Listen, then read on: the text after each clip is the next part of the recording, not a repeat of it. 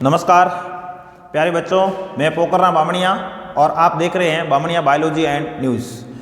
देखिए, आज हम इस क्लास के अंदर, इस वीडियो के अंदर डिस्कस करने वाले हैं प्रोकैरियोटिक और यूकैरियोटिक कोशिका।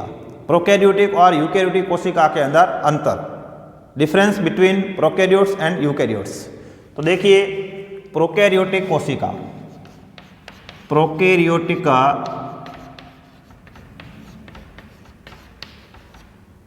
प्रोकैरियोटिक और यूकैरियोटिक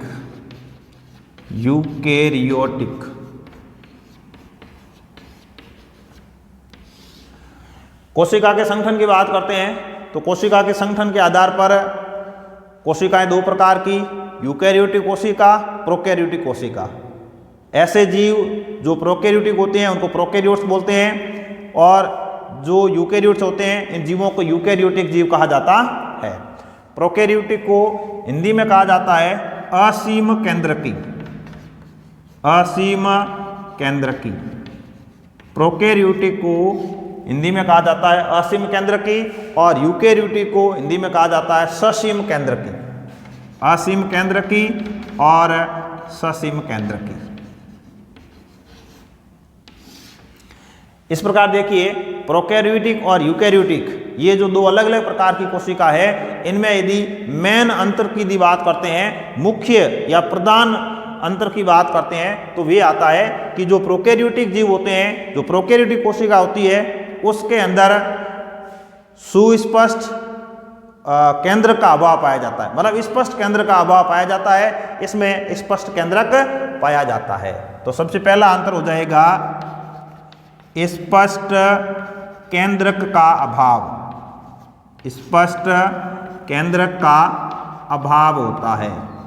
जबकि इसमें क्या होगा, इसमें या यूकैरियोटिक के अंदर स्पष्ट केंद्रक पाया जाता है, स्पष्ट केंद्रक पाया जाता है। स्पष्ट केंद्र का मतलब है इसमें सुविकसित केंद्रक पाया जाता है। कैसा होगा? सुविकसित केंद्रक पाया जाता है, सुविकसित केंद्रक पाया जाता है। अब इसमें सुविकसित केंद्रक नहीं होता है, प्रिमिटिव केंद्रक होता है, पूर्व केंद्रक होता है। इसको केंद्रकाभ कहते हैं। इसको क्या कहते हैं? केंद्रकाभ कहा जाता है। हिंदी में इसको केंद्रकाभ कहते हैं, लेकिन अंग्रेजी में इसको न्यूक्लियोइड कहा जाता है।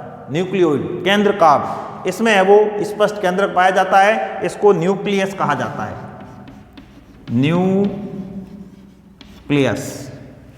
ये इसका प्रधान जो अंतर हो गया कि प्रोकैरियोटिक किसे कहेंगे, यूकैरियोटिक किसे कहेंगे। तो ऐसी कोशिकाएं, ऐसे जीव जिनमें अस्पष्ट प्रकार का या स्पष्ट केंद्रक नहीं पाया जाता है, उनको प्रोकैरियोटिक कहा जाता है। ऐसे जीव जिनमें स्पष्ट केंद्रक पाया जाता है, उनको यूकैरियोटिक कहा जाता है।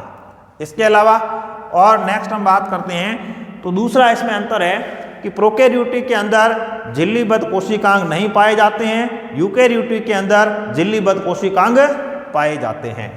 तो देखिए, प्रोकैरियोटिक के अंदर झिल्लीबद्ध कोशिकांग नहीं पाए जाते, झिल्लीबद्ध कोशिकांग नहीं पाए जाते हैं। जबकि यूकैरियोटिक में क्या होगा, झिल्लीबद्ध कोशिकांग पाए जाते हैं, झिल्लीबद्ध कोशिकांग पाए जाते हैं, झिल्लीबद्ध कोशिकांग पाए जाते हैं। ये इनमें हो जाएगा दूसरा अंतर। तो देखिए, इस प्रकार प्रोकैरियोटिक जीवों की बात करते हैं तो ऐसे जीव जिनमें स्पष्ट केंद्रक नहीं पाया जाता है प्रोकैरियोटिक कहलाते हैं, और दूसरे ऐसे जीव जिनमें स्पष्ट केंद्रक पाया जाता है उनको यूकैरियोटिक कहा जाता है। नेक्स्ट, प्रोकैरियोटिक किसे कहेंगे? ऐसे जीव जिनमें झिल्लीबद्ध कोशिकांग नहीं पाए जाते हैं उनको प्रोकैरियोटिक कहेंगे। जिनमें झिल्लीबद्ध कोशिकांग पाए जाते हैं उनको क्या कहेंगे? यूकैरियोटिक कहा जाता है। झिल्लीबद्ध का मतलब है जैसे माइटोकॉन्ड्रिया है, हरित लवक है, जिनके चारों ओर झिल्ली पाई जाती है। जिनमें ऐसे कोशिकांग जिनके चारों ओर झिल्ली पाई जाती है उनको झिल्लीबद्ध कोशिकांग कहा जाता है। नेक्स्ट, हम यदि राइबोसोम के बारे में बात करते हैं तो राइबोसोम यदि देखें तो जो प्रोकैरियोटिक कोशिका है उसके अंदर जो राइबोसोम है वो राइबोसोम 70S प्रकार के पाए जाते हैं। राइबोसोम प्रोकैरियोटिक के अंदर राइबोसोम पाए जाते हैं 70S प्रकार के, जब यूकैरियोटिक के अंदर जो राइबोसोम होते हैं ये राइबोसोम दोनों प्रकार के पाए जाते हैं, 70S प्रकार के भी होते हैं और 80S प्रकार के भी होते हैं। तो राइबोसोम ऐसे दो प्रकार के होते हैं, 70S और 80S। तो इसमें जो 70S है ये छोटे प्रकार के राइबोसोम है, ये प्रोकैरियोटिक में पाए जाते हैं, जबकि यूकैरियोटिक के अंदर ये दोनों प्रकार के राइबोसोम पाए जाते हैं। नेक्स्ट कोशिका भित्ति की बात करते हैं।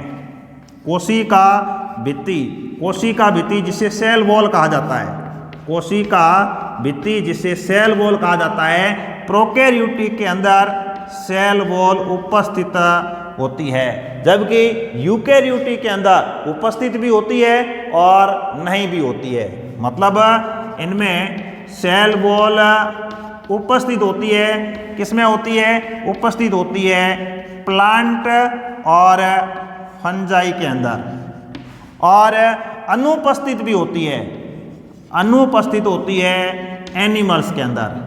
किसमें अनुपस्थित होती है? एनिमल्स के अंदर अनुपस्थित होती है। तो इस तरह से प्रोकैरियोटिक कोशिका है उसके अंदर जो कोशिका भित्ति है वो सभी में पाई जाती है, जबकि जो यूकैरियोटिक है उनमें पादपों के अंदर कोशिका भित्ति पाई जाती है, कवक के अंदर कोशिका भित्ति पाई जाती है, लेकिन जंतुओं में नहीं पाई जाती है। अब यहाँ पर यदि हम प्रोकैरियोटिक में कोशिका भित्ति किससे मिलकर बनी होती है तो देखिए प्रोकैरियोटिक के अंदर कोशिका भित्ति है वो म्यूकोपॉलीसैकेराइड की बनी होती है, म्यूकोपेप्टाइड की बनी होती है, NAM की बनी होती है, जबकि यहाँ पर प्लांट जो है उसमें कोशिका भित्ति सेलुलोज की होती है और फंजाई के अंदर कोशिका भित्ति है वो काइटिन से मिलकर बनी हुई होती है। प्रोकैरियोटिक के अंदर गुणसूत्रों की संख्या, प्रोकैरियोटिक जो जीव है इनमें गुणसूत्र की संख्या होती है 1, जबकि यूकैरियोटिक है इसके अंदर जो गुणसूत्र होते हैं या जो गुणसूत्रों की संख्या होती है वो इससे ज़्यादा होती है। मतलब प्रोकैरियोटिक में गुणसूत्र की संख्या होती है 1 और इसमें होगी 1 से ज़्यादा गुणसूत्र, 1 से 1600 तक होते हैं, ये गुणसूत्रों की संख्या होती है। प्रोकैरियोटिक जीवों की बात करते हैं तो इनमें जो गुणसूत्रों का निर्माण होता है, गुणसूत्रों में DNA पाया जाता है और DNA के बीच में हम क्या कहते हैं? हिस्टोन प्रोटीन पाई जाती है। तो प्रोकैरियोटिक में हिस्टोन प्रोटीन नहीं पाई जाती है, यूकैरियोटिक में हिस्टोन प्रोटीन पाई जाती है। एक क्षारीय प्रोटीन होती है, हिस्टोन प्रोटीन नहीं पाई जाती, इसमें तो नहीं होती है, जबकि यूकैरियोटिक में पाई जाती है। हिस्टोन प्रोटीन उपस्थित होती है या पाई जाती है। तो हिस्टोन प्रोटीन प्रोकैरियोटिक में नहीं पाई जाती है, जबकि यूकैरियोटिक के अंदर हिस्टोन प्रोटीन पाई जाती है। इसके अलावा यदि हम बात करें तो प्रोकैरियोटिक के अंदर जो DNA होता है, DNA ये वृत्ताकार होता है, जबकि यूकैरियोटिक है इसमें जो DNA होता है वो लाइनियर होता है या रेखीय होता है। प्रोकैरियोटिक के अंदर DNA वृत्ताकार होता है, जबकि यूकैरियोटिक के अंदर जो DNA होता है वो रेखीय होता है। इसके अलावा प्रोकैरियोटिक जीवों के अंदर एक्स्ट्रा DNA भी पाया जाता है। जो मुख्य DNA है इसके अलावा अतिरिक्त DNA भी पाया जाता है और इसे क्या कहते हैं? प्लाज्मिड कहा जाता है। मुख्य जो DNA होता है उसके अलावा अतिरिक्त DNA भी पाया जाता है जो वृत्ताकार होता है, इसको प्लाज्मिड कहा जाता है। इसमें अतिरिक्त DNA नहीं पाया जाता, एक्स्ट्रा DNA नहीं पाया जाता। इसका मतलब प्लाज्मिड नहीं पाए जाते, कहने का मतलब यह है कि इसमें प्लाज्मिड नहीं पाए जाते हैं। तो प्रोकैरियोटिक जीवाणु की बात करते हैं, जीवाणु कोशिका के अंदर मुख्य DNA के अतिरिक्त एक्स्ट्रा DNA भी पाया जाता है जिसे प्लाज्मिड कहा जाता है। ऐसा यूकैरियोट्स के अंदर नहीं होता है। अब ये जो एक्स्ट्रा DNA होता है जो कि प्लाज्मिड, अब ये एक्स्ट्रा होता है, मुख्य DNA नहीं होता, इसका मतलब ये आनुवंशिक सूचनाओं के वहन का कार्य भी नहीं करेगा। ये एक्स्ट्रा जो डीएनए है इनका आनुवंशिक सूचनाओं के स्थानांतरण में इसका कोई उपयोग नहीं होता है। इसके अलावा यदि हम बात करें तो प्रोकैरियोटिक जीवों के अंदर श्वसन के लिए संरचना पाई जाती है मीजोसोम।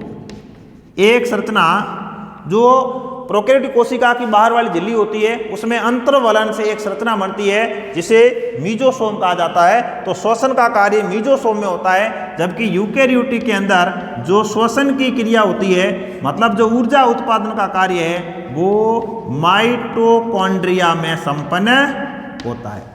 अब यहाँ पर देखो प्रोकैरियोटिक के अंदर जो मीजोसोम होते हैं वो माइटोकॉन्ड्रिया का कार्य करते हैं। मतलब इसमें क्या होगा, श्वसन का कार्य होगा, भोजन का ऑक्सीकरण होगा, और ये माइटोकॉन्ड्रिया है इसमें भोजन का ऑक्सीकरण होता है, सभी को होता है, भोजन का ऑक्सीकरण होता है, ऊर्जा उत्पन्न होती है, इसलिए इसे कोशिका का बिजली घर भी कहते हैं, कोशिका का शक्ति ग्रह भी कहते हैं, power house of the cell भी इसी माइटोकॉन्ड्रिया को कहा जाता है। तो ये जो मीजोसोम है इसका काम माइटोकॉन्ड्रिया के जैसा होता है, इसलिए मीजोसोम को माइटोकॉन्ड्रिया के समकक्ष कहा जाता है।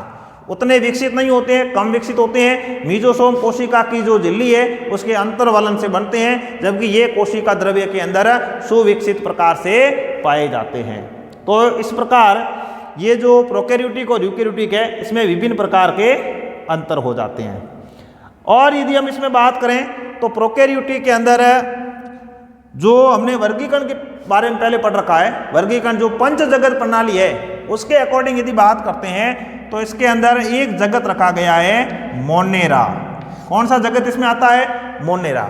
इसमें बाकी वाले 4 जगत, मोनेरा के बाद में कौन सा आता है?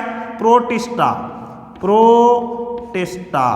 उसके बाद में आता है फंजाई, प्लांटी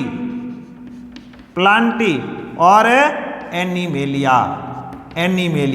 ये जितने भी जगत है ये सब यूकैरियोटिक के अंदर आते हैं। तो प्रोकैरियोटिक और यूकैरियोटिक देखिए विभिन्न प्रकार के अंतर एग्जाम की दृष्टि से बहुत ही इंपॉर्टेंट प्रश्न आपके कक्षा 11 के हिसाब से बन सकता है। ये जो हमने प्रोकैरियोटिक यूकैरियोटिक के बारे में बात की है ये साइटोलॉजी का ही एक पार्ट है। परीक्षा में सवाल आ सकता है प्रोकैरियोटिक और यूकैरियोटिक कोशिका में अंतर लिखिए, तो आपको इस तरह से इसमें अंतर लिखने हैं। और यदि अलग से पूछा जाए प्रोकैरियोटिक कोशिकाओं के लक्षण और यूकैरियोटिक कोशिकाओं के लक्षण, तो आपको यहाँ तक इतनी बातें ध्यान में रखने की जरूरत है। आगे हम प्रोकैरियोटिक कोशिका के बारे में डिटेल से बात करेंगे, यूकैरियोटिक कोशिका के बारे में भी डिटेल से बात करने वाले हैं। आपको यहाँ पर ध्यान रखना है प्रोकैरियोटिक कोशिका किसे कहेंगे? एक ऐसी कोशिका जिसमें सुस्पष्ट केंद्रक नहीं पाया जाता है, झिल्लीबद्ध कोशिकांग भी नहीं पाए जाते हैं, ऐसी कोशिका को प्रोकैरियोटिक कोशिका कहा जाता है। यूकैरियोटिक किसे कहेंगे? एक ऐसी कोशिका जिसमें स्पष्ट केंद्रक पाया जाता है, केंद्र के ऊपर केंद्रक झिल्ली भी पाई जाती है और झिल्लीबद्ध कोशिकांग भी पाए जाते हैं, ऐसी कोशिका को यूकैरियोटिक या ससीम केंद्र की कोशिका कहा जाता है। तो इस तरह से प्रोकैरियोटिक और यूकैरियोटिक कोशिका में अंतर हमने पढ़ने का प्रयास किया है। आज के क्लास में बस इतना ही। मिलते हैं नए वीडियो में नए बिंदु के साथ, तब तक के लिए आप सबको धन्यवाद। जय हिंद, जय भारत।